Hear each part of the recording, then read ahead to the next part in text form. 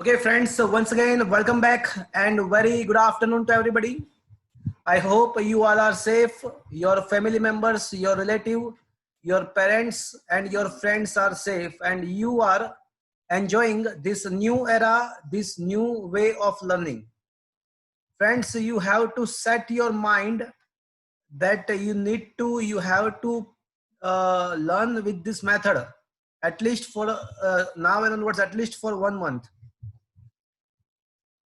So friends, on the last lecture, I think we had discussed the temperature dependency on resistivity for the metal, semiconductor and insulating materials. And we also had discussed the equation of the resistivity which relates with the temperature. And we had discussed a number of questions, a number of numericals based on this equation. Okay. So friends, are you able to see our notes on your mobile? Yes, sir. And am I audible to you all?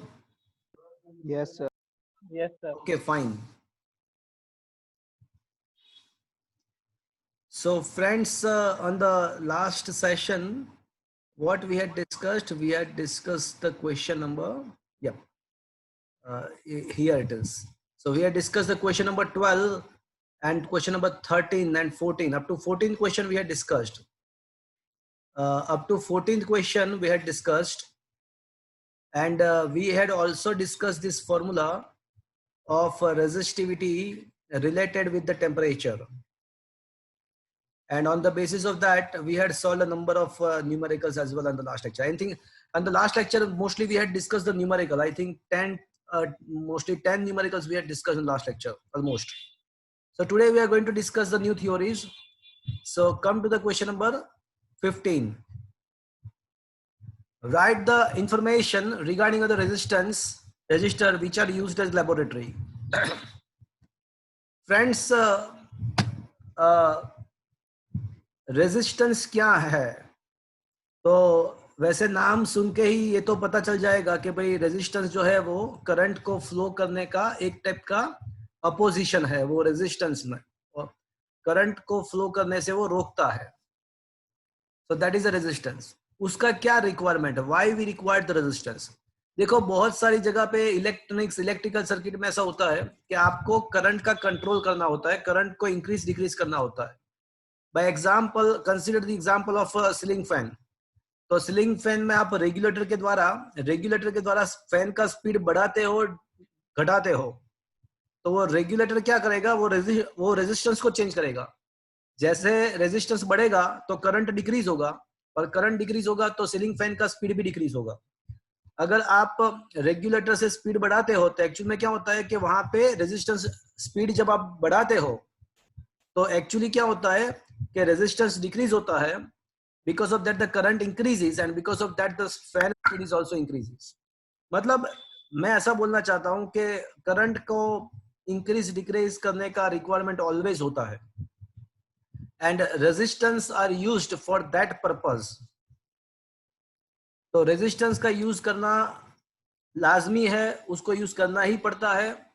Current को increase decrease करने की requirement हमेशा से practically होती है, तो इसके लिए हम रेजिस्टेंस का यूज करते हैं. Basically two kind of resistance are there, wire bound resistance and the carbon resistance. आप लेबोरेटरी में अगर आपने 8th 9th 10th स्टैंडर्ड में ओहम्स लॉ का एक्सपेरिमेंट किया है तो आपने कुछ सिलेंडर टाइप का आपने शायद देखा होगा, उसके ऊपर वायर्स बाउंड किया होता है. देखा है किसी ने? वो उसको रियोस्टेट बोलते हैं. So anybody had seen the rheostat?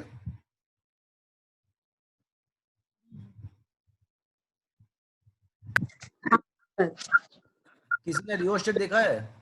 हाँ सर. हाँ, so that is the type of the wire wound resistance. वो उसको आपको सिलेंडर के ऊपर एक ब्लॉक होता है, उसको आप स्लाइड करके आप उसका रेजिस्टेंस चेंज भी कर सकते हो. तो So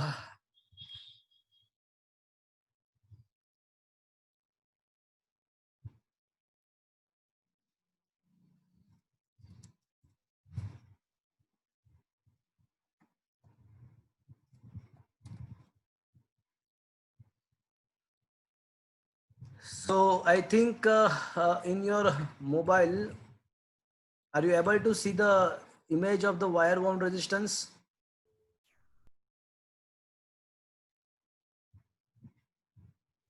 Yes, sir. Yes, sir. So this is what is the wire Yes, sir. resistance. Is that clear to you? जिसके अंदर वायर को वाउंड किया होता है, ये देखो ये रहा, इसको थोड़ा, हाँ सर, ये तो प्रैक्टिकल में आता है। हाँ प्रैक्टिकल में आता है। तो इसमें क्या होता है कि वायर को वाउंड करके ये बनाना होता है। So that is called wire wound resistance. अब वायर वाउंड रेजिस्टेंस बनाने के लिए हम एलॉयस का यूज करेंगे। कोई मुझे बताएगा, ये इंपॉर्टेंट एसक्यू है, why alloys are used to form a wire wound resistance. Wire wound resistance को बनाने के लिए एलॉयस का यूज क्यों करना होता है, कोई बताएगा? સર એનું અને આપણે કર્યું હતું ને ગ્રાફ ઇન્ડિપેન્ડન્ટ હોય. Very good. देखो यहाँ पे मैं सही में बताऊँ आपको, तो आप में से 3-4 स्टूडेंट्स ऐसे हैं जो ऑनलाइन प्लेटफॉर्म पे अच्छी तरीके से पढ़ते हैं। Rishi is one of that student. देखो आप थोड़ा माइंड सेट कर दो फ्रेंड्स, आपको ये करना ही करना है, कोई ऑप्शन नहीं है।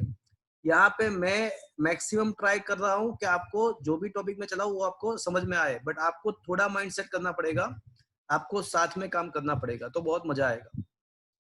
तो ऋषि ने बताया वो एकदम परफेक्ट है कि जो एलॉयस होता है ना, उसका रेजिस्टिविटी एंड उसका रेजिस्टेंस टेम्परेचर के साथ वेराई नहीं होता है।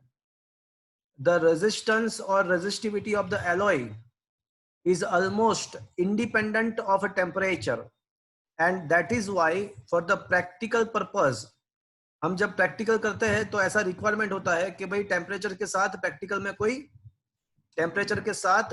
में कोई चेंज ना आए। तो दैट इज वाई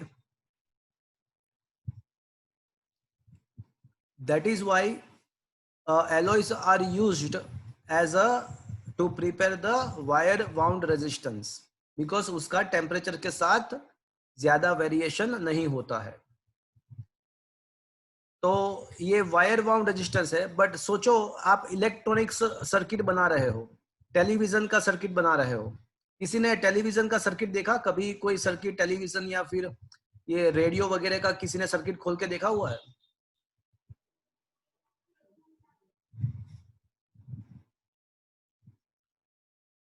क्या आप में से किसी ने टेलीविजन रेडियो वगैरह का सर्किट खोल के देखा हुआ है कभी?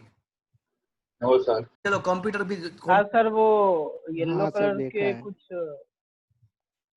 तो फ्रेंड्स उसमें क्या होता है, एक प्रिंटेड सर्किट बोर्ड होता है, एक ग्रीन कलर का बोर्ड होता है। हाँ सर, वो मदरबोर्ड। बोर्ड के ऊपर बहुत सारे कंपोनेंट को माउंट किया होता है। तो वो सर्किट के अंदर तो बहुत सारे रेजिस्टेंस की रिक्वायरमेंट होती है। तो देखो ये वायर वाउंड रेजिस्टेंस तो जो लेबोरेटरी में हम यूज करते हैं वो तो बहुत ही बल्कि है। अब आपको टीवी का सर्किट बनाना है और उसमें 100 रेजिस्टेंस की रिक्वायरमेंट है, 100। तो आप हर जगह पे ऐसे वायर वाउंड रेजिस्टेंस आप लगाओगे तो वो सर्किट कितना बल्कि हो जाएगा, सोचो। वो टीवी नहीं फिर टीवा बन जाएगा। तो मैं ऐसा बोल रहा हूं कि इलेक्ट्रॉनिक्स के अंदर ये वायर वाउंड रेजिस्टेंस यूज नहीं होते। तो इलेक्ट्रॉनिक्स सर्किट के अंदर क्या यूज होता है? तो फ्रेंड्स इलेक्ट्रॉनिक सर्किट के अंदर कार्बन रेजिस्टेंस यूज होता है। इलेक्ट्रॉनिक सर्किट के अंदर कार्बन रेजिस्टर्स यूज होते हैं। तो मैं अभी आपको इमेज दिखाऊंगा तो आपको समझ में आ जाएगा कि कार्बन रेजिस्टेंस कैसे होते हैं। हाँ ये रहा सर। बोलो सर, तो ये वायर बाउंड रजिस्टर किसके लिए यूज होते हैं? वो आप एक्सपेरिमेंट पर्पस के लिए उसका यूज हो सकता है। लेबोरेटरी में उसका ही यूज होता है। ओहम्स लॉ का अगर एक्सपेरिमेंट आपको करना है और कोई भी मतलब रेजिस्टेंस के रिगार्डिंग कोई एक्सपेरिमेंट आपको करना है, जैसे विटस्टोन ब्रिज का एक्सपेरिमेंट आपको करना है, वो सारे एक्सपेरिमेंट को करने के लिए, करंट का वेरिएशन करने के लिए और रियोस्टेट मतलब वायर बाउंड रेजिस्टेंस यूज होता है। इसके मतलब ये लार्ज स्केल पर तो नहीं यूज हो सकता ना? सही बात है आपका।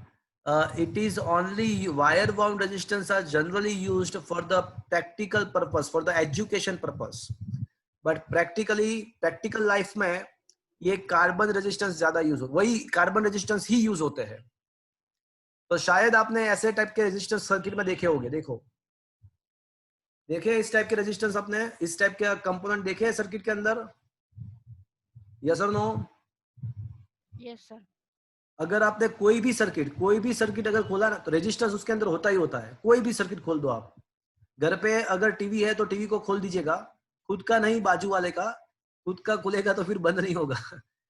तो टीवी को खोल दो, रेडियो को खोल दो, जो भी है उसको खोल दो, तो आपको इस टाइप का सर्किट मिलेगा। सर्किट के अंदर इस टाइप के कुछ कंपोनेंट मिलेंगे, that is called the carbon resistance.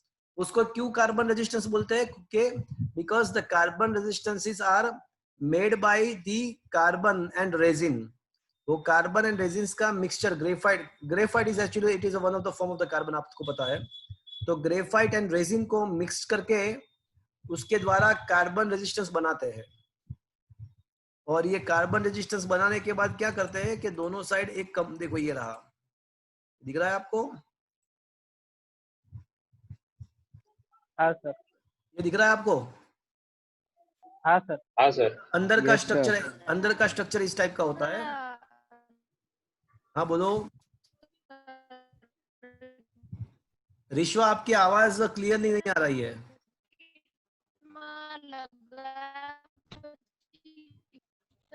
Circuit I am not getting you.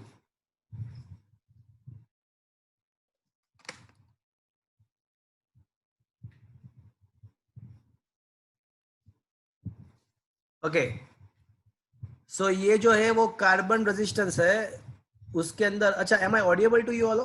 क्या मेरी आवाज आप मेरी आवाज सुन पा रहे हो? हाँ सर। Yes, हाँ sir. सर। ओके, तो इसके अंदर का जो मटेरियल होता है वो मैंने आपको बताया कि वो ग्रेफाइट एंड रेजिन के द्वारा बना होता है। उसके ऊपर एक इंसुलेटिंग कोटिंग करना होता है, और दोनों साइड एक वायर्स के साथ, दोनों साइड से वायर का एक मेटल लीड कनेक्ट करना होता है। और वो एक इंसुलेटिंग मटेरियल के ऊपर 4 अलग अलग कलर्स का एक स्ट्रिप यहाँ पे करना होता है। Now the question is that कि यहाँ पे ऊपर कलर का स्ट्रिप का क्या इंडिकेशन, उसका मतलब क्या है?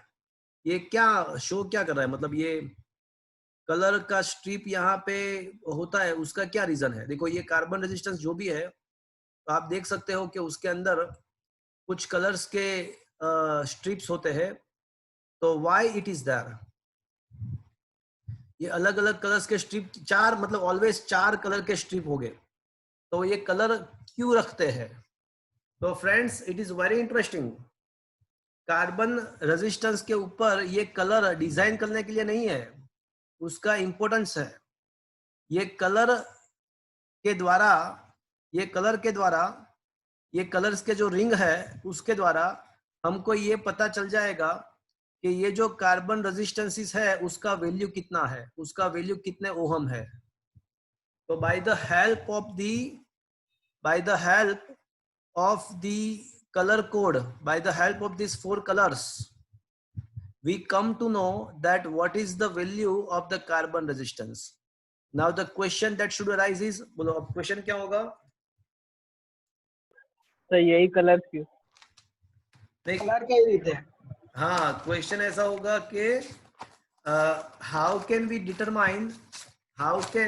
determine the value of the resistance by use of this color code? ये कलर के द्वारा हम ये कार्बन रेजिस्टेंस का वैल्यूज कैसे निकाल पाएंगे, दैट इज द क्वेश्चन। तो उसके लिए मैं आपको एक टेबल यहाँ पे एक्सप्लेन कर रहा हूं। आपको वो टेबल याद रखने की जरूरत नहीं होगी, ऑटोमेटिकली आपको याद रह जाएगा। उसके लिए आपको एक इक्वेशन याद रखना है, एक सेंटेंस याद रखना है, and the sentence is sentence is BB Roy goes to Bombay via gateway of gold and silver. तो फ्रेंड्स आपको ये स्टेटमेंट याद रखना है। चलो एक बार मेरे साथ बोलो, बीबी रॉय बीबी Roy goes to Bombay goes to Bombay via gateway of gold and silver. via gateway of gold and silver. तो आपको ये स्टेटमेंट याद रखना है, तो बाकी सब ऑटोमेटिकली आपको याद रह जाएगा। देखो एक टेबल में यहाँ पे बना रहा हूं, बट आपको टेबल याद रखने की जरूरत नहीं है, खाली एक बार देख के खुश होना, टेबल को देख के खुश होना। बीबी Roy goes to Bombay via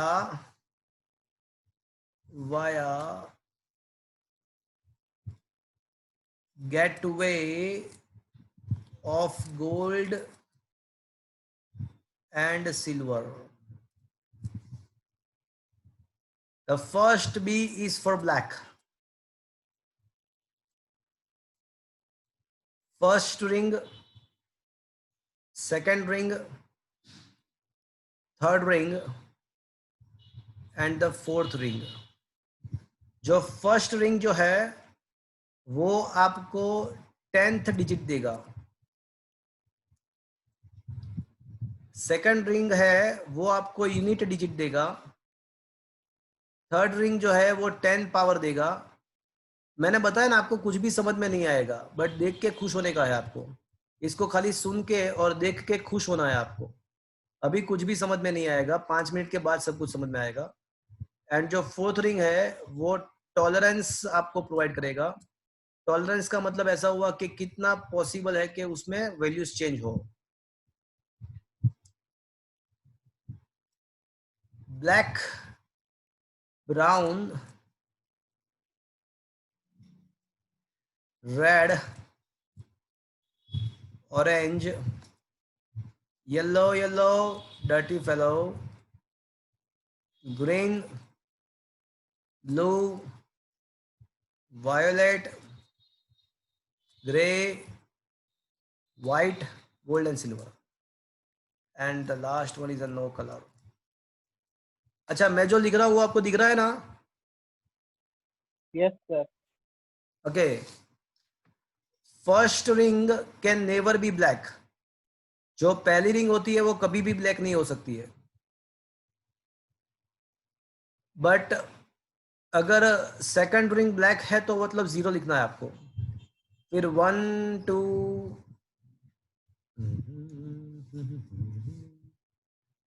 3 4 5 6 7 8 9 dash dash dash. First ring can never be gold and silver. अगर आपको यहाँ पे फर्स्ट रिंग गोल्डन दिख रही है, यहाँ पे आप देखो तो फर्स्ट रिंग आपको गोल्ड दिख रहा है, तो आपको क्या करना है पता है आपको? ये फर्स्ट नहीं है, फर्स्ट ये फर्स्ट है, ये फोर्थ रिंग है, ऐसा सोचना है। Because first ring can never be gold and silver. वो गोल्ड एंड सिल्वर हो ही नहीं सकती है। तो अगर आपको फर्स्ट रिंग गोल्ड दिखती है तो आपको करना है कि उसको फोर्थ कर देना है, उल्टा कर देना है। Is that clear to you? Yes sir. Brown से 1 2 3 4 5 6 7 8 9 डैश डैश डैश। अगर थर्ड रिंग ब्लैक है तो 10 पावर 0, फिर 10 power 1, 10 power 2, 10 power 3, 10 power 4, 10 power 5, 10 power 6, 10 power 7, 10 power 8, 10 power 9, 10 power -1, 10 power -2 black. And क्या फोर्थ, चल रहा है सर? क्या बोल रहे हो? कुछ पता नहीं चल रहा। नहीं, मैंने बोला ना आपको देख के सुन के आपको खुश होना है। आपको पता नहीं चलेगा, आपको खाली खुश होना है। मैंने पहले ही तो बता दिया ना आपको। तो खाली खुश हो आराम से बैठ के, कुछ पता नहीं चलेगा। बट खुश हो जाओ जीवन में। अच्छा, तो ब्राउन का 1%, रेड का 2%, ऑरेंज का 3%, येलो का 4% लेना है। अब वो गोल्डन का आपको 5% लेना है, सिल्वर का आपको 10% लेना है। और अगर 3 ही रिंग है, चौथा रिंग ही नहीं है, चौथा रिंग ही नहीं है, तो आपको 20% वेरिएशन लेना है। अब क्वेश्चन इज कि ये सब क्या स्टार्ट किया, ये क्या बोल रहे हैं ये सब, तो अभी आपको समझ में आ जाएगा। चलो मुझे ये बता दो भैया कि यहाँ पे जो कलर है वो कौन कौन से आपके जो सामने मोबाइल में दिख रहे हैं, कौन कौन से कलर है? ग्रीन, ब्लू, रेड और gold. Green, blue, red and last one is a golden. Okay, चलो ये यहाँ तक समझ में आया आपको? ये 4 कलर दिखा आपको? Yes sir. अच्छा तनिष, हाँ सर। तूने कभी बीबी रॉय को देखा? हाँ सर, देखा है। बीबी रॉय को देखा तूने? हाँ सर। कहाँ पे देखा? सर ये तो राय दिखा है। नहीं, बीबी रॉय पर्सन को देखा आपने? नहीं, बीबी रॉय कौन है वो नहीं पता। हाँ नहीं पता है, तो मैं आपको बताऊँ वो कैसा है। उसके जो बाल है ना वो ब्लैक है, हाँ वो ब्लैक है, और उसका जो आई है ना वो ब्राउन है, ब्राउन। एंड उसके जो ये जो लिप्स है वो रेड है। सबसे पहला बी कौन सा होता है? ब्लैक। दूसरा बी ब्राउन। ब्राउन। उसके बाद red. Okay red. Okay. Okay, तो यहाँ पे ग्रीन है, तो मैं यहाँ से देखो आपको ग्रीन तक पहुंचना है, तो BBROY गोज, ये आ गया, देखो ये 6 पे आ गया ग्रीन। फिर से brown, black, red, orange, yellow, green, BBROY गोस, मतलब आया हमारे वो फिंगर में कौन सा नंबर है यहाँ पे? 6। BBROY गोस, मतलब ये ग्रीन 6 पे आ गया। बट स्टार्ट कहाँ से करना है? 0 से स्टार्ट करना है। तो ग्रीन के लिए हम क्या लिखेंगे? यहाँ पे स्टार्ट होता है 0 से। 5। आया 6, पढ़ लेंगे क्या? 5। तो ब्लू है, ब्लू, ब्लू। पहला तो बी जो है ना वो तो ब्राउन, वो तो ब्लैक है, दूसरा तो ब्राउन है, तो उस दोनों की बात नहीं है। तो फिर से BBROY गोस टू बॉम्बे, आ गया, बॉम्बे आ गया, देखो बी आ गया। तो ब्लू वाला बी कहां से आया, कितने पे आया? 7 पे। पर लेना क्या है? 6। बिकॉज 0 से स्टार्ट होता है। तो ये जो फर्स्ट रिंग है ना वो 10th डिजिट देती है, एंड जो सेकंड रिंग है वो यूनिट डिजिट देता है। तो 5 10th है, 6 यूनिट है, तो इन दोनों को मिला दो तो क्या मिलेगा आपको? 56। अब रेड, तीसरा जो कलर है वो रेड है, BB रॉय, आर आ गया। चलो यहाँ पे 2 गया, तो स्टार्ट होता है 0 से, बट मतलब ये 2 हुआ, बट थर्ड रिंग जो है ना वो 10 का पावर शो करती है, मतलब 2 नहीं, ये हो जाएगा 10 पावर 2। एंड गोल्डन के लिए प्लस और माइनस 5%, गोल्डन का जो है ना वो 5% है, सिल्वर का 10% है। तो इसका मतलब ऐसा हुआ कि आपका ये जो रेजिस्टेंस है उसका वैल्यू जो है वो 56 इंटू 10⁻² ओहम है, एंड उसके अंदर जो वेरिएशन पॉसिबल है वो 5% का है। So this is what is your answer. ये हो गया आपका रेजिस्टेंस। तो ये टेबल को आपको याद रखने की जरूरत नहीं है, आपको खाली एक इक्वेशन, खाली एक सेंटेंस याद रखना है। कौन सा सेंटेंस याद रखना है आपको? इसकी अभी कोई आवश्यकता नहीं है, आपको खाली याद रखना है बीबी रॉय को। बीबी रॉय, सर वेरिएशन क्यों लिखा हुआ पर सर? बताया ना, 4th ring is indicating the tolerance. तो देखो चौथी रिंग अगर गोल्ड है तो 5%, एंड सिल्वर है तो 10% वेरिएबल। अगर चौथी रिंग ही नहीं है, 3 ही रिंग है, 3 ही कलर है, तो 20% का वेरिएशन। अगर ब्राउन है तो 1%, रेड है तो 2%, ऑरेंज के लिए 3%, येलो के लिए 4%, चौथी रिंग पे। ओके ओके तो आपको एक सेंटेंस याद रखना है, एक स्टेटमेंट याद रखना है, BB Roy goes to Bombay via gateway of gold and silver. Is that clear? देखो Yes, sir. और 2-3 एग्जांपल ले लेते हैं तो आपको एकदम क्लियर कट समझ में आ जाएगा। तो एक आध और एग्जांपल ले लेते हैं, वैल्यू के साथ लेते हैं। अगर कोई वैल्यू दिया हुआ है तो उसके साथ लेंगे तो आपको ज्यादा अच्छा रहेगा।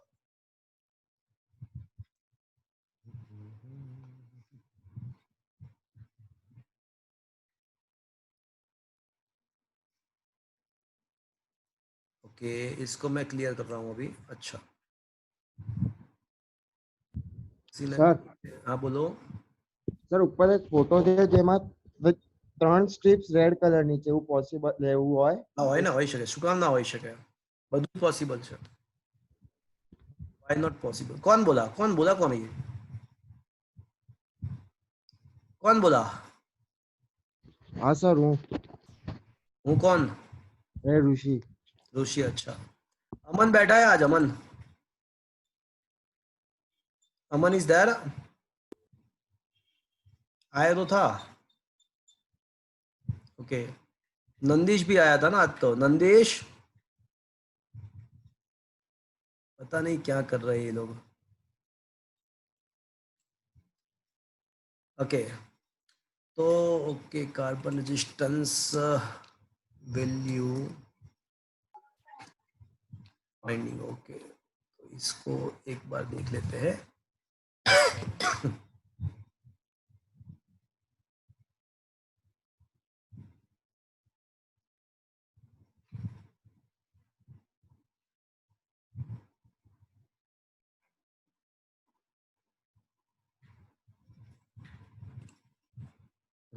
ये रहा।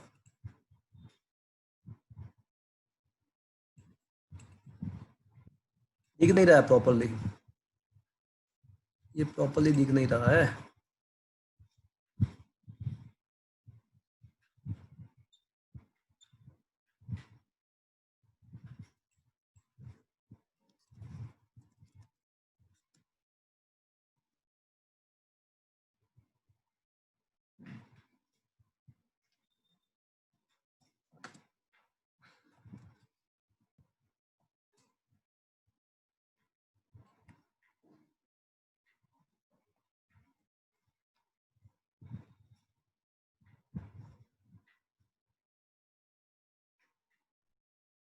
ओके, अब कहीं पे मिल जाएगा मुझे। चलो, एक यहाँ पे एक क्वेश्चन है, किसी ने यहाँ पे रखा हुआ है। चलो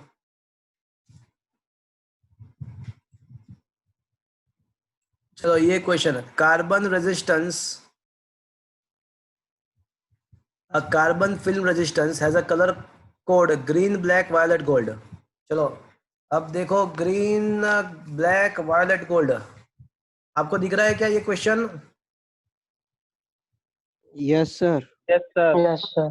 थ्री આવશે, થર્ડ વાળો આન્સર આવશે। थर्ड वाला let's answer. let's see green, black, violet and gold। अच्छा, ग्रीन, BROY गोज आया, मतलब 6 आया, तो लेने का क्या? 5। 5। चलो ब्लैक, तो पहला जो बी है वही ब्लैक है, मतलब पहला 0। तो 0 लेने का है। Violet, BBROY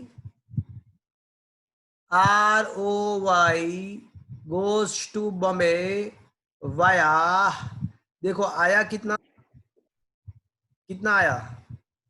8, 9। 8 पे आया, 8 पे आया, देखो। पे आया। BBROY goes to Bombay via, तो आया 8, पर लेने का क्या? 7 एंड गोल्ड का होता है 5%।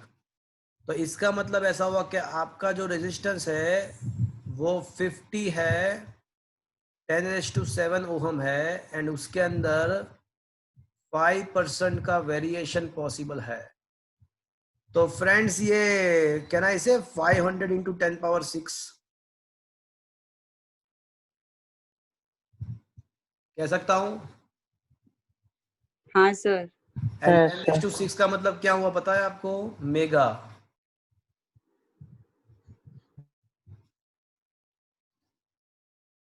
Is that clear to you friends? हाँ सर। तो आंसर आएगा ये ऑप्शन सी। देखो 500 mega ohm ±5%। Is that clear to you friends? Yes. Yes sir. Yes, sir. तो ये कार्बन रेजिस्टेंस के ऊपर जो कलर्स होते हैं उसके द्वारा हम रेजिस्टेंस फाइंड कर सकते हैं उसका। Is that clear to you now? क्या ये समझ में आया? हाँ सर। Yes, एक sir. मिनट। हाँ, Yes, अरे sir. अरे हाँ। तो फ्रेंड्स ये इसके बेस पे मैं आपको कुछ क्वेश्चंस यहाँ पे देने वाला हूँ, तो आप इसको ट्राई करो सॉल्व करना। देखो सबसे पहला क्वेश्चन ऐसा है कि बताओ, चलो मैं आपको पूछ रहा हूँ, आप नोट पेन लेके सॉल्व करके मुझे बताओ। क्वेश्चन ऐसा है कि on one carbon resistance a colour code is given as per the Indian nation flag.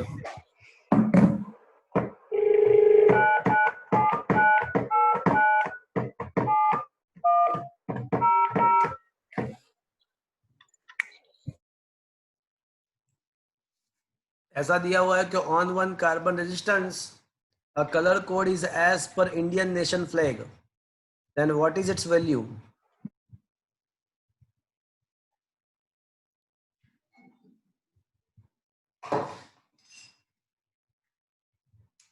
बताएगा? तो बीच में ब्लू लेना पड़ेगा ना व्हाइट की ना, वो जगह। मतलब वो आपको अशोक चक्र को कंसिडर करने की जरूरत नहीं है। व्हाइट जैसा तो कोई व्हाइट नहीं कलर को दिखाई। 0। व्हाइट का है ना भाई, है व्हाइट का कुछ तो है ना। No colour. देखो टेबल में है व्हाइट, कहाँ पे? कहीं पे है व्हाइट। बीबी रॉय को याद कर लो। गेट वे वे वे गेट वे।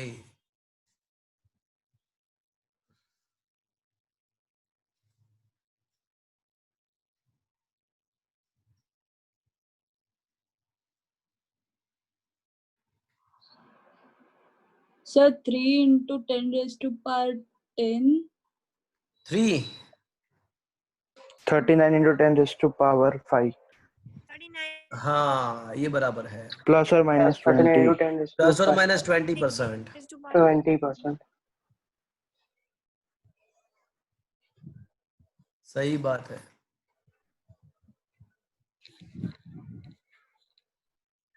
सर गोल्ड तो थर्ड रिंग पे आ रहा है। बोलो।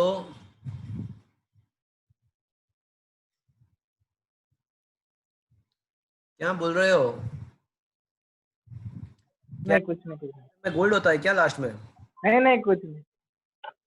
क्या बोल रहा है? वो नेशनल फ्लैग सर देखा वो है कि नहीं जी, देखा है? अरे नहीं सर, सर वो जी देख लिया इसलिए। हाँ क्या देख लिया? सर ग्रीन का जी देखा तो मुझे लगा गोल्ड मतलब हाँ ओके। ऑरेंज और व्हाइट कैलकुलेट किया फिर जी दिखा इसलिए। बोलो इंडियन नेशनल फ्लैग में ऊपर से नीचे कौन सा आएगा? ऑरेंज व्हाइट और green. Orange, white, green. White and green. Okay, तो सबसे पहले orange. B B R O Y, O आया ओ। कौन से नंबर पे आया ओ? 4। 4 पे। 4। लेने का क्या? 3। चलो white. B B R O Y goes to Bombay via gateway. देखो आया कौन से, किसके ऊपर आया? 10, 10 पे। बट लेने का क्या? 9। 9। And green B B R O Y goes 5, आया 6, बट लेने का क्या? 10⁵5। 5। तो इसका मतलब ऐसा हुआ कि इसका जो वैल्यू है वो 39 10⁵ ओम है एंड उसके अंदर वेरिएशन कितना होगा? तो फ्रेंड्स यहाँ पे एक रिंग ही नहीं है, 3 ही रिंग है, तो वेरिएशन कितना होगा फ्रेंड्स? 20 प्लस और माइनस 20 %, का वेरिएशन होगा। चलो एक और क्वेश्चन मैं आपको सुनाता हूँ, उसको सॉल्व करो। देखो क्वेश्चन ऐसा है कि कलर कोड इज एज पर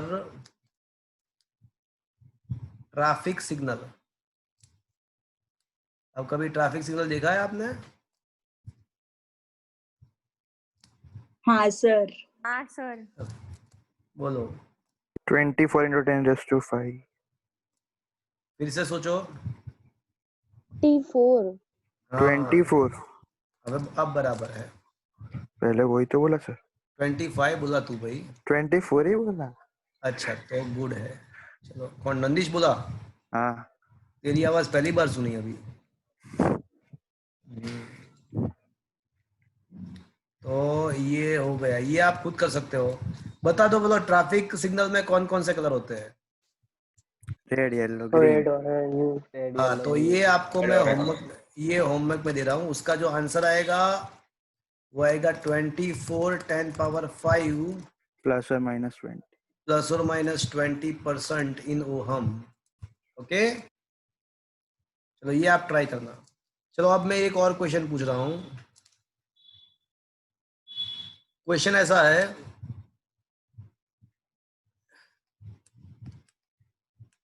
a value of carbon resistance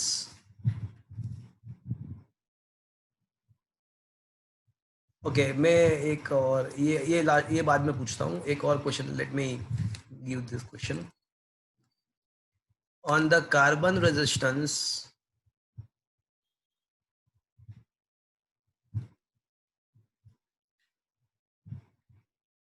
colors are as follow: brown, black, red, silver. Find its a range. आपको रेंज फाइंड करना है। चलो रेंज फाइंड करना है, बताएगा कोई?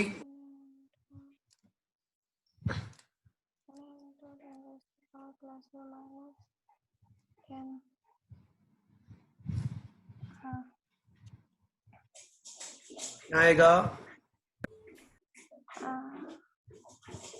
1000 प्लस और माइनस 10%। 10 into 10⁵2 हाँ प्लस और माइनस 10%। Okay fine.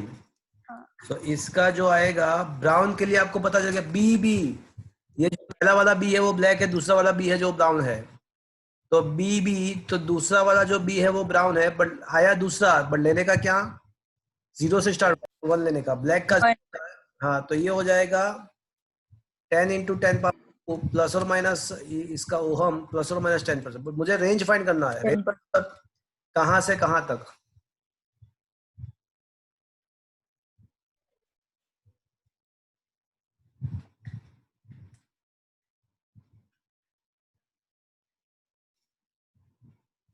सर 1010 और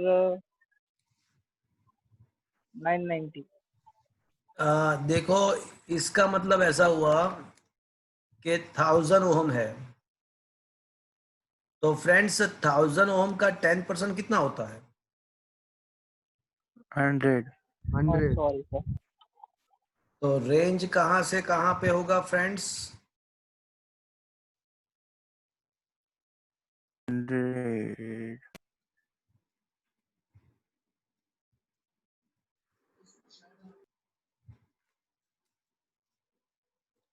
It is from a 900 ohm to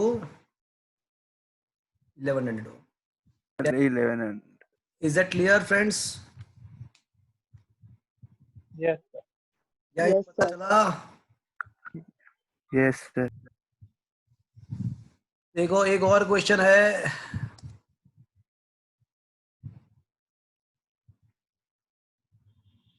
A value of carbon resistance is 1.5 kilo ohm. Value of carbon resistance is 1.5 kilo ohm, and its value can vary by 15 ohm.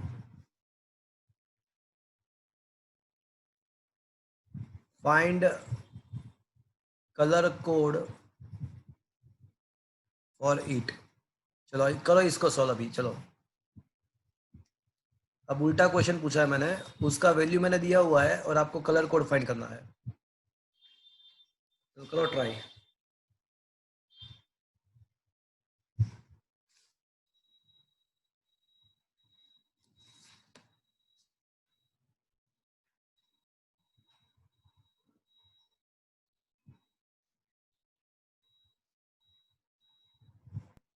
Sir brown green red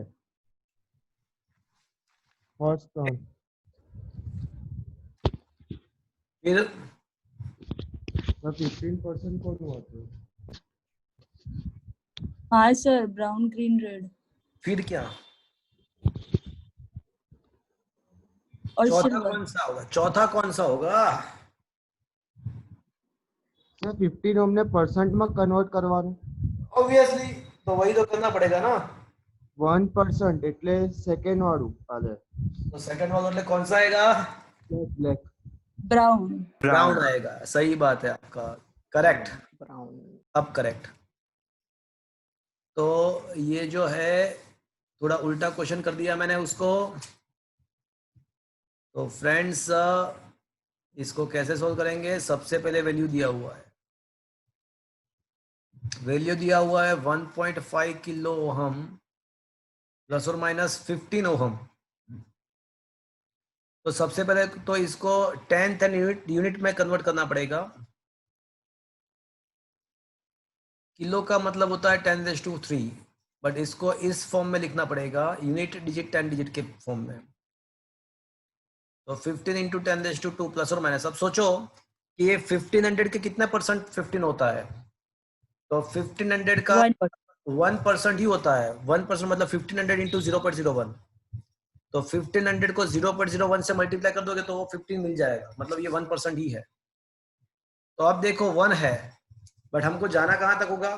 B 1 है but जाना होगा 2 तक, because 0 से start होता है. तो दूसरा वाला जो बी होता है वो ब्राउन होता है.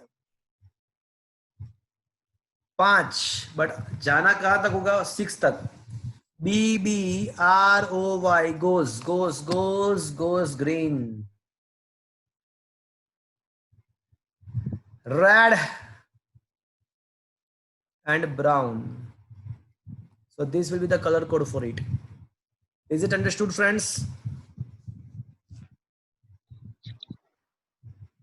क्या ये समझ में आया, friends? Okay. Of the last question corresponding to this track. Last question with respect to this track. Range of carbon resistance is from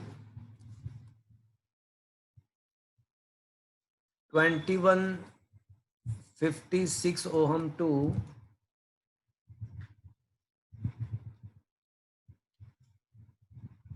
2244 ohm.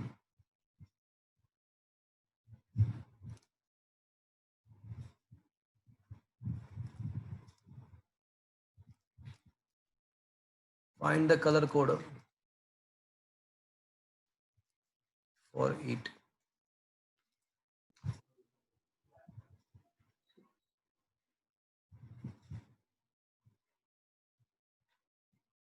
Red black red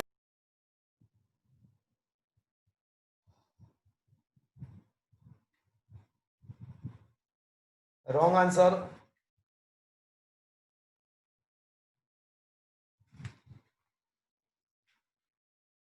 चलो फाइंड करो इसको, थोड़ा टाइम मैं आपको दे रहा हूं, ट्राई करो। सर नंबर वो रेंज क्या है? 2156 to 2244। आप मोबाइल में थोड़ा जूम कर सकते हो, आपके मोबाइल में थोड़ा जूम हो सकता है, आपके मोबाइल में थोड़ा कर दो zoom.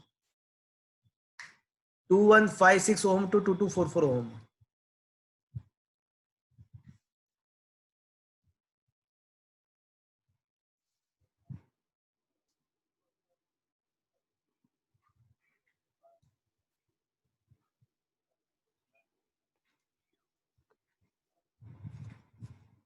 Sir red okay, red फिर से बोलो। Red, red blue brown.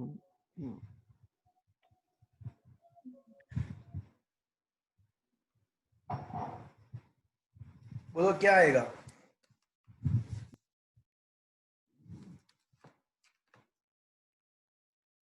Red, फिर बाद में क्या? फिर से रेड, फिर फिर से रेड, फिर ब्लैक, रेड रेड, फिर ब्राउन। रॉन्ग। ब्लैक।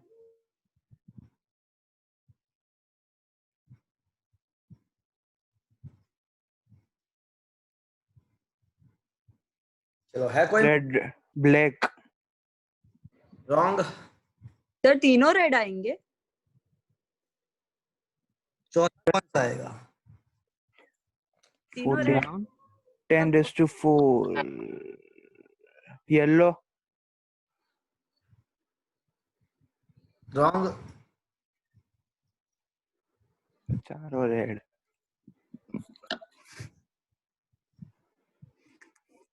सर चारों रेड। चार red, all for red is the right answer. All 2%। Red, चारों रेड।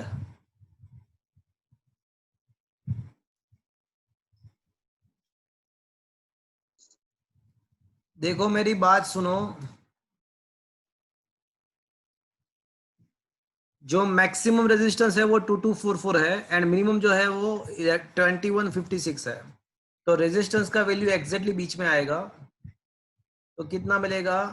22 4 प्लस 2156 डिवाइड बाई 2 अगर करोगे ना आप, तो रेजिस्टेंस का वैल्यू जो आपको मिलेगा वो 200। 2200 आपको मिलेगा। अब सोचो कि उसमें प्लस और माइनस कितना हो रहा है, तो आपको दिखाई पड़ेगा कि वो 44 प्लस और माइनस हो रहा है। देखो, देखा आपने? प्लस 44 तो 2244 आ जाएगा, माइनस 44 करोगे तो 2156 आ जाएगा। तो प्लस और माइनस 44 हो रहा है। तो अब सोचो कि ये 44 जो है वो 2200 का कितना परसेंट हुआ? 2%। तो आपको पता चलेगा कि वो तो 2% ही है। परसेंटेज निकालना आता है ना, एक काम करो आप 1% फाइंड कर दो। 0.01 से मल्टीप्लाई करोगे ना वैल्यू को 0.01 से मल्टीप्लाई करोगे तो वो आपको 1% मिलेगा। तो 2200 का 1% 22 है, तो ऑब्वियसली 44 तो 2% ही होना चाहिए। तो ये हो जाएगा 22 इंटू 10⁻² प्लस और माइनस 2%। मतलब क्या होगा? Red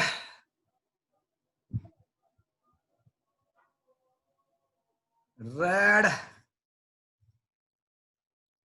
red red red, all for red. तो क्या ये समझ में आया फ्रेंड्स?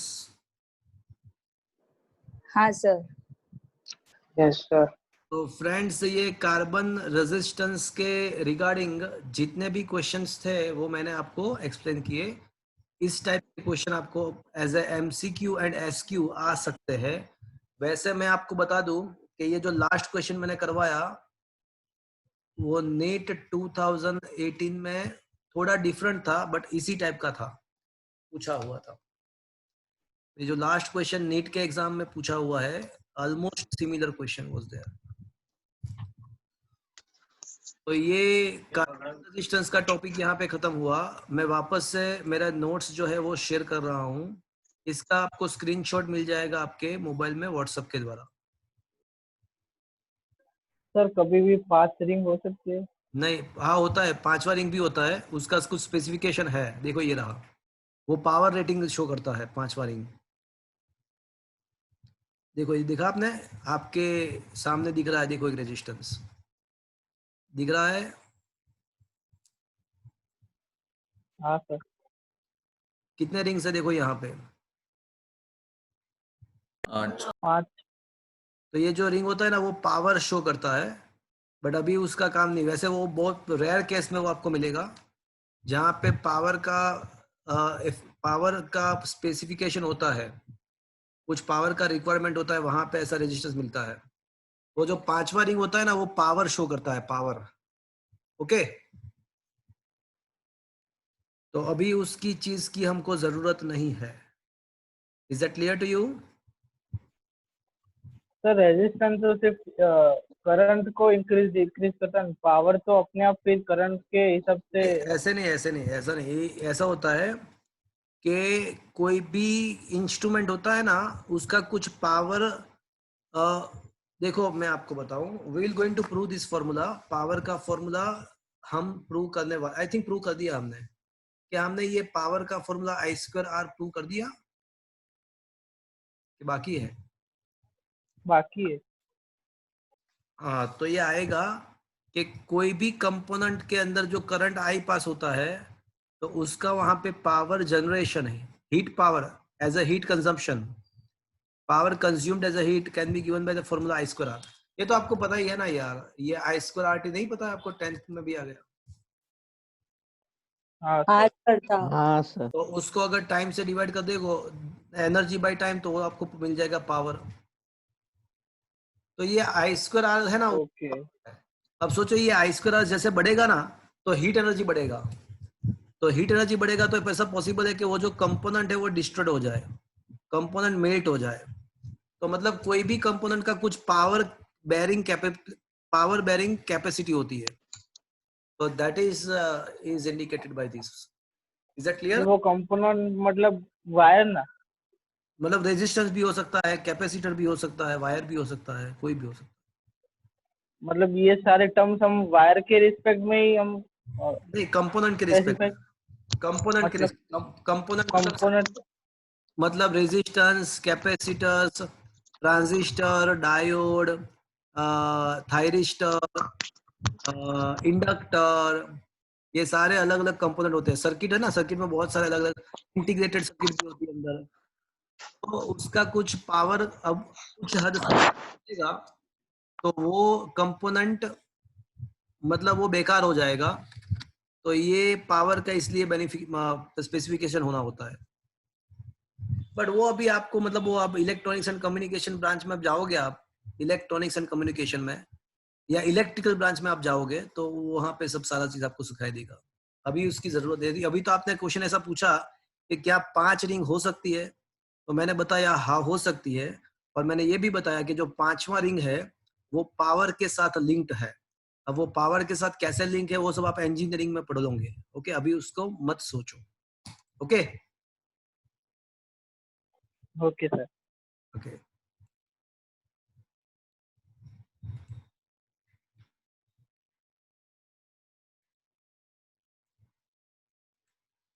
यप, तो let us get back to the our notes. तो हम यहाँ पे अटके थे।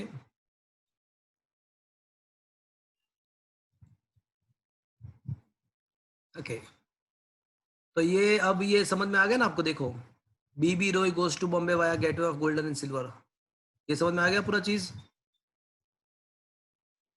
ये कार्बन रेजिस्टेंस का कैसे वैल्यू निकालना है समझ में आ गया? Yes sir.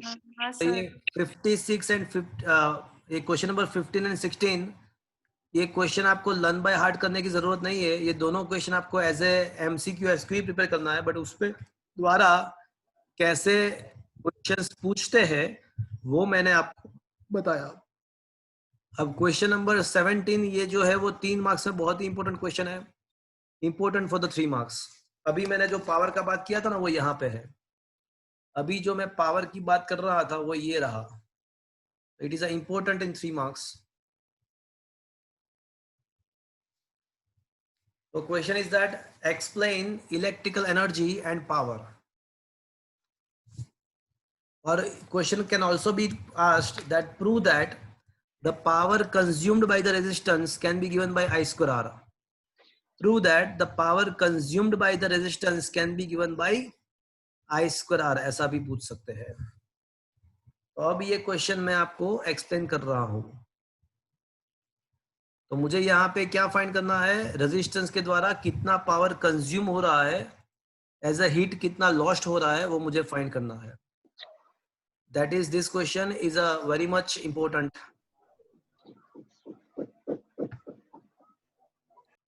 Okay. तो मैं व्हाइट बोर्ड को शेयर करके ये क्वेश्चन आपको समझा रहा हूँ। This is very important question.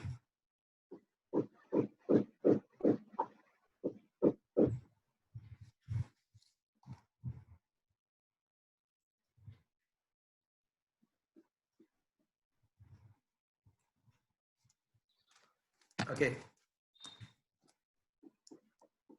Suppose we are having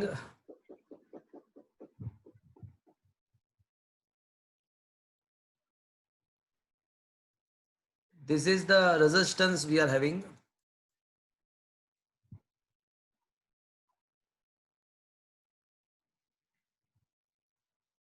Okay.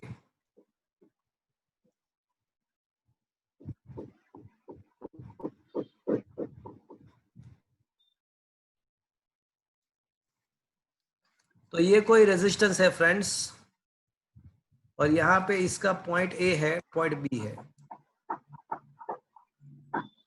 Friends कहीं से आवाज आ रहा है, प्रेम आपके यहाँ से आवाज आ रहा है। Okay. Current is flowing from A to B, and this is actually a resistance.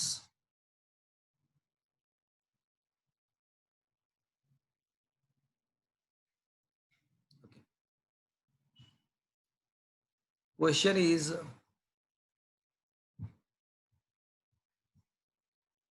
explain power in resistance.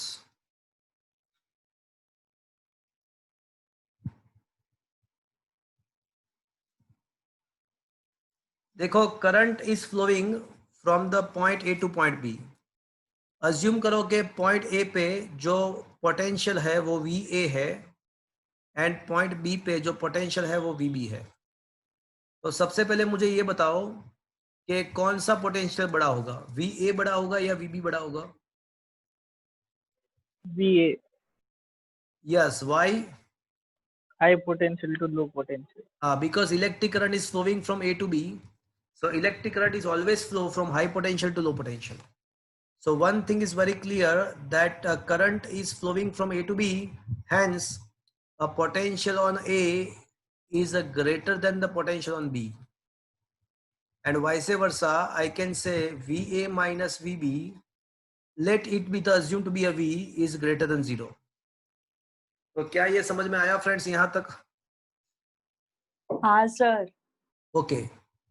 Now change in potential energy when the charge, अच्छा, चार्ज का पोटेंशियल एनर्जी क्या होता है, सेकंड चैप्टर में हमने discuss किया था। Potential energy of the charge at the point ए।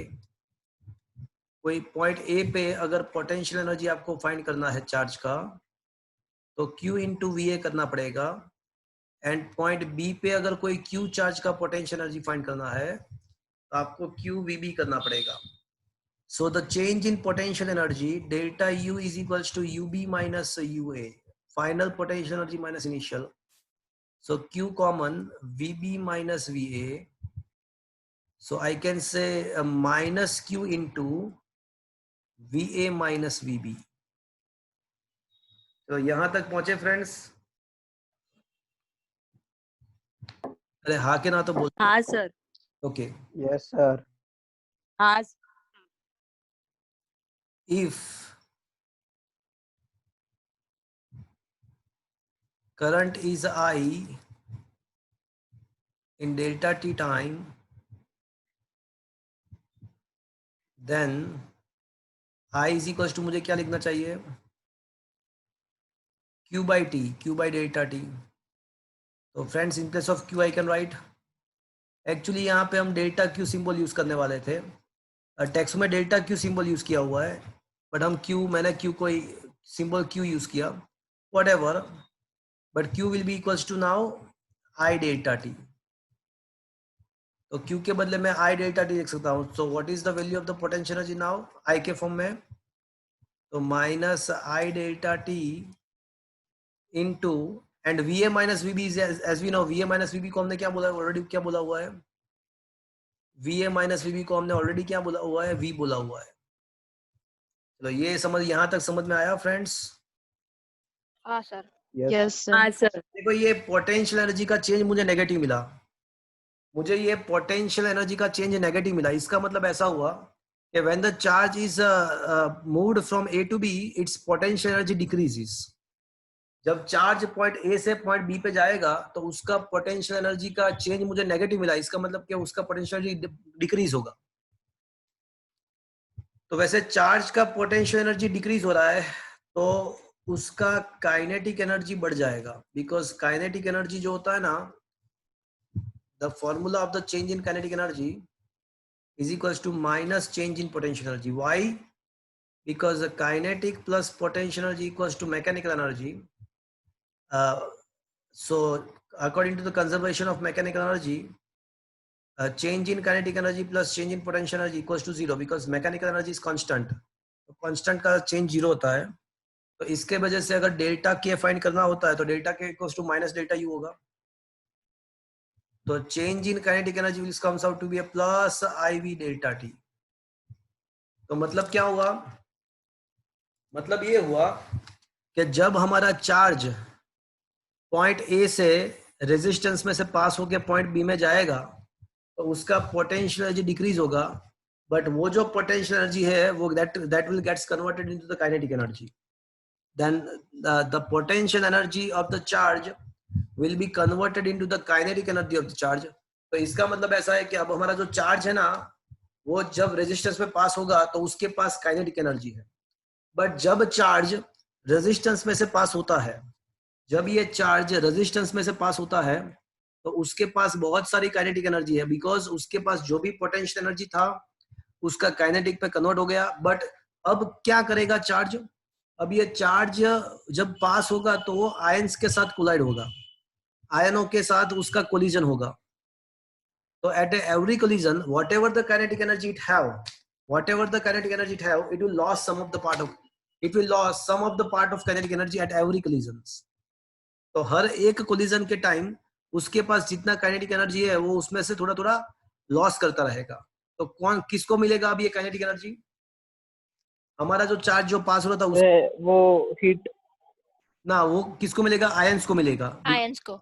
अब तो आयन वहां पे क्या करते हैं पता है आपको? आयन अंदर वाइब्रेशन इन पोजीशन. हाँ, with respect in mean position.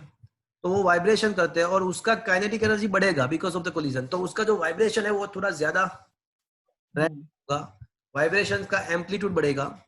आपको शायद पता होगा कि the kinetic energy associated with the random motion of a constituent particle of any object is called its heat energy. Kinetic energy associated with the random motion of the constituent particle of any object is called a heat energy. मतलब क्या हुआ कि finally हमारा जो charge जिसके पास पहले कुछ potential energy था वो पोटेंशियल एनर्जी हो जाएगा कन्वर्ट काइनेटिक एनर्जी में, बट वो जो चार्ज का काइनेटिक एनर्जी है वो फाइनली किस में कन्वर्ट होगा? वो आयंस के एनर्जी में कन्वर्ट होगा. एंड आयंस का रैंडमनेस बढ़ेगा तो इसका मतलब कि फाइनली जो एनर्जी था जो चार्ज के पास इनिशियली था वो फाइनली किस में कन्वर्ट हो जाएगा पूरे में? At the end heat energy. At the end it will be converted into the heat energy. So this is actually a change in kinetic energy, but it is also the produced heat energy as well. according to the work energy theorem, this much work is to be converted into the heat energy. तो इतना heat produce होगा. Sir उसे हाँ बोलो. Internal energy कह सकते हैं, heat energy को. हाँ ऐसा कह सकते हैं. बट एक्चुअल में क्या होता है कि इंटरनल एनर्जी जब आप बोलते हो तो उसमें दोनों एनर्जी कंबाइन हो जाता है. Internal kinetic energy plus internal potential energy is called the internal energy, and internal kinetic energy only can be considered as a heat energy. Is it understood now? Okay sir. But as you know, according to the Ohm's law, अगर Ohm's law की बात करते हैं तो हम ऐसा लिख सकते हैं कि V equals to IR. क्या हम ऐसा लिख सकते हैं? Yes sir. Yes, sir. Produced heat energy is equals to work done, it is equals to delta K is equals to V के बदले IR लिख दो तो क्या मिलेगा आपको? I square R delta T मिल जाएगा. तो ये फॉर्मूला हीट एनर्जी का फॉर्मूला आपने 10th स्टैंडर्ड में पढ़ा हुआ था, तो आज मैंने वो प्रूव कर दिया. देखो ये जो V है ना, V के बदले अगर आप IR लिखते हो तो ये फॉर्मूला प्रूव हो जाएगा. But as we know, a work done per unit time interval is known as a power. तो पावर का फॉर्मूला क्या मिलेगा फ्रेंड्स? H/T. हाँ तो वो H/T मतलब क्या होगा? I square R. I square R भी कह सकते हो, इसको V square by R भी कह सकते हो, या इसको VI भी कह सकते हो, according to Ohm's law. So the formula of a power is a I square R, or it can also be written as a V square by R. It can also be written as a VI. So this is the equation of the power dissipated in the terms of heat when the current is flowing from the resistance. Sir तो हम temperature बढ़ाएंगे तो power तो increase होगा ना, sorry decrease होगा. क्या बोल रहे हो आप? टेम्परेचर बढ़ाएंगे तो पावर डिक्रीज होगा ना. नहीं, ऐसा क्यों सोचते हो आप? टेम्परेचर बढ़ाने की क्यों बात कर रहे हो? सर टेम्परेचर बढ़ाएंगे तो ये रेजिस्टेंस बढ़ेगा ना साथ साथ. हाँ ऐसा कह सकते हैं. अगर टेम्परेचर बढ़ाते हो तो रेजिस्टेंस बढ़ेगा, तो पावर का क्या होगा? तो अब वो वोल्टेज एंड करंट का क्या होता है उसके बेस पे डिपेंडेंट है. तो अगर करंट कांस्टेंट रहता है तो आर बढ़ेगा तो पावर बढ़ेगा, अगर वोल्टेज कांस्टेंट है तो आर बढ़ेगा तो पावर डिक्रीज होगा. बट उसका कुछ इफेक्ट यहाँ पे सोचना नहीं है. यहाँ पे हमने ओहम्स लॉ अप्लाई किया, तो ओहम्स लॉ अप्लाई किया ना, उसका मतलब क्या हुआ? Ohm's law is valid when the temperature remains constant under the fixed physical condition. तो मतलब हम ऐसा सोचते हैं कि जब हम कोई एक्सपेरिमेंट करते हैं तो ऐसा मान के चलेंगे कि ये जो एक्सटर्नल पैरामीटर्स टेम्परेचर वगैरह जो है वो कांस्टेंट रहता है, and that is why we are able to write the V equals to IR और R is equals to V by I. So otherwise the Ohm's law itself is not valid अगर जो temperature change हो रहा है तो.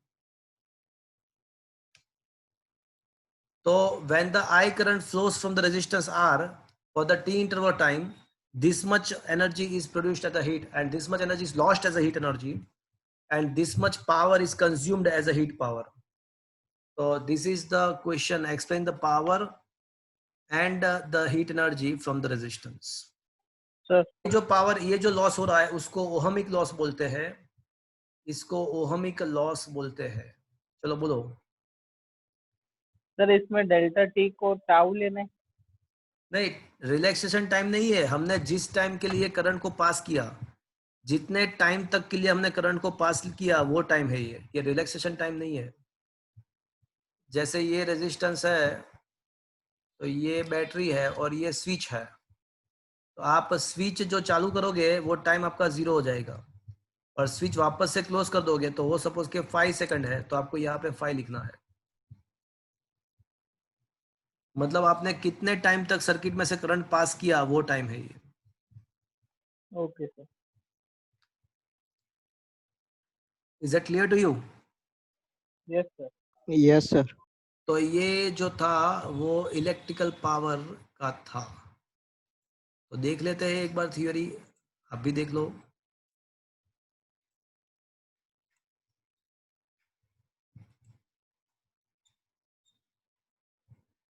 देखो क्या लिखा हुआ है,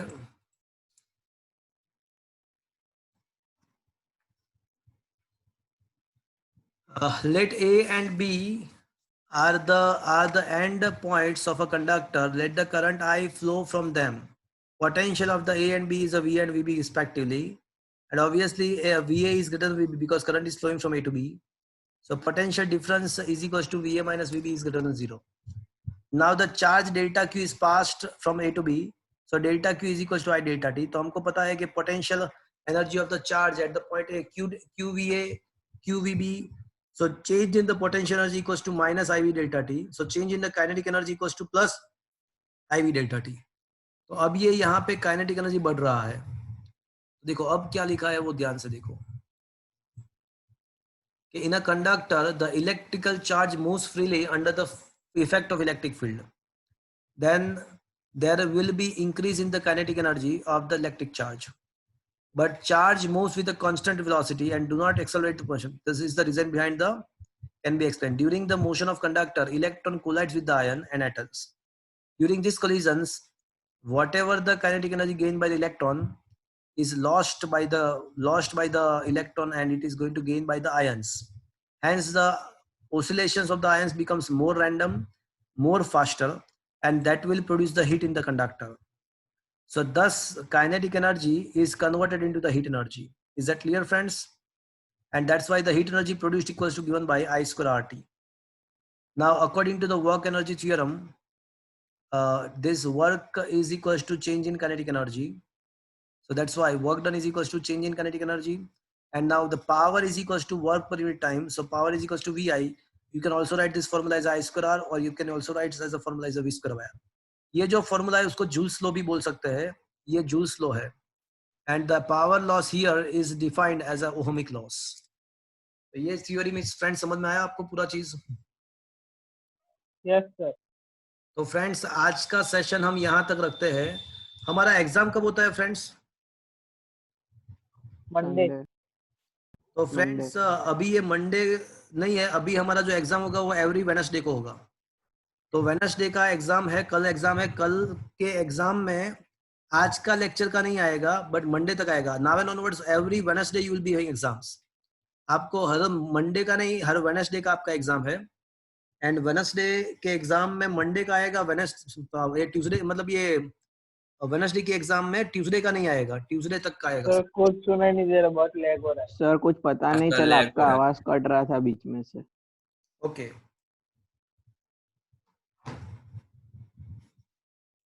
अभी मेरी आवाज आ रही है? हाँ थोड़ा लैग हुआ है. अभी आवाज आ रही है मेरी? हाँ अब बराबर. Yes sir. तो मैं ऐसा बोल रहा हूं कि आपका अब जो एग्जाम है वो एवरी वेडनेसडे को रहेगा, मंडे को नहीं. और वेडनेसडे के एग्जाम में ट्यूसडे का नहीं आएगा, मतलब लास्ट वीक तक का आएगा, उसके पहले का वीक तक आएगा. तो कल हमारा एग्जाम है और कल के एग्जाम में आज का नहीं आएगा. Now and onwards you will be having exams on every Wednesday. उसमें ट्यूसडे का नहीं आएगा, आगे का सब कुछ आएगा. थर्ड चैप्टर का कल एग्जाम है. Is that clear to you? Numerical भी? हाँ, मतलब सारा, मतलब ये थर्ड चैप्टर आज तक जितना भी करवाया, आज का नहीं आएगा, बस आज के पहले इसका जितना भी करवाया वो पूरा आएगा. Okay okay sir. Okay sir. Okay तो सर. यहाँ पे मैं मेरा सेशन यहाँ पे एंड कर रहा हूँ. हम वापस से अब हम हमारा लेक्चर कब है? थर्सडे को है. तो थर्सडे को एज पर द शेड्यूल मिलेंगे हम वापस से. Thank you.